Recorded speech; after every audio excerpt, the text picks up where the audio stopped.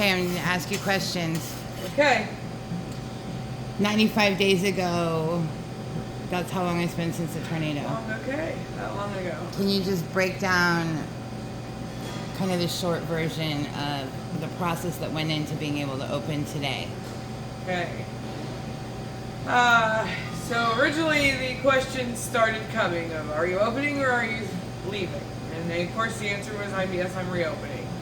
And then the questions were, what's it going to be like? This is your one chance to do it right. What do you want? And hurry up about it. So took a little bit of planning, a little bit of pencil and paper thinking and dreaming, because I had never really done that before. I'd always just worked with what I had in the original building, and so it took a little bit of thinking outside the box. But then once the plan was formed, I spread the word and rallied the troops and local companies and local volunteers and friends and family and employees got together and we made it happen. So it was just, I went from cooking every day and being in charge of a restaurant to becoming a foreman of a construction site, which I have learned I do not want to do in my retirement or in my future ever again. So I'm glad I had the opportunity, but I am glad that it's here. So it just took lots of hands and lots of people having a goal of me being open, lots of late nights, lots of sore backs, lots of sore feet, and just a lot of perseverance. And here we are. Can you just kind of touch on the reality of being underinsured and how much effort of the community and the people around the community went into making this happen? Okay. I would say that we were underinsured, especially now with the cost of building supplies being triple what it was even 3 years ago.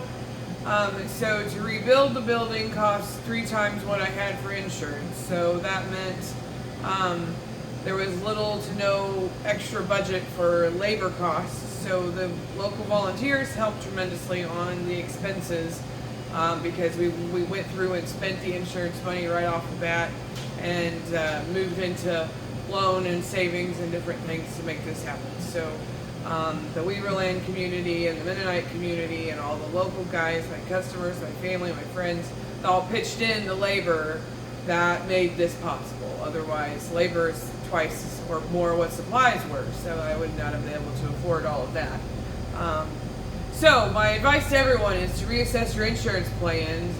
Yes, your building may have only been worth $100,000 or whatever 3 years ago, but now it's going to cost, $200,000, $300,000 to rebuild what you have. So reassess your insurance plan for sure. And then let's talk about now that you're open, what's the plan? What are the hours? Okay. So since we did lose the last 3 months of what I would call our normal summer hours, we're going to go moving forward into continued summer hours, which means we'll be open for suppers on Fridays and Saturdays through the end of the year at least, which means we're open from 6:30 a.m. to 2 o'clock Monday through Thursday, and then 6:30 a.m. to 8 p.m. Friday and Saturday. So we'll have the extended summer hours at least through the end of the year. And how about the menu? Is the menu the same? Our menu is basically the same, literally the same, I guess, actually.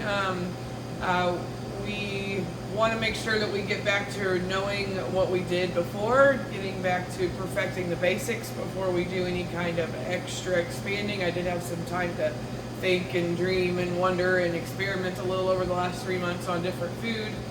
But for right now, it'll be the same breakfast all day and a hot lunch special every day, burgers and fries. Our to-go service is currently down. Our phone line's not installed yet. So we are still working on that. So you won't be able to call in a to-go order for a little bit, but I feel like we'll be plenty busy in the building that maybe the phone not ringing off the hook the first couple of days will be a blessing. Okay, and then one more. Let's just talk about the building. What do you love about this new building? Okay, so when I first started thinking about what I could use in a new building, obviously a little bigger and a little insulation was a good goal. So I feel like we have about doubled in dining area for sure. The kitchen's just gotten a little bigger, but the dining area has definitely doubled, including a banquet room. for large groups or private parties or work meetings and so forth. So we have that extra space.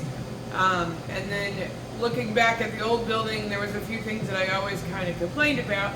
And so the big 3 priorities for me in the building was to have what I call a front porch to help with the airflow, to have a secret back door to the restrooms, from the kitchen to the restrooms area, so I don't have to walk through everyone.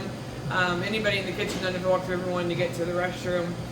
And there was a third important thing, and I didn't like it right. The banquet room, the breezeway, the bathrooms. The banquet room wasn't.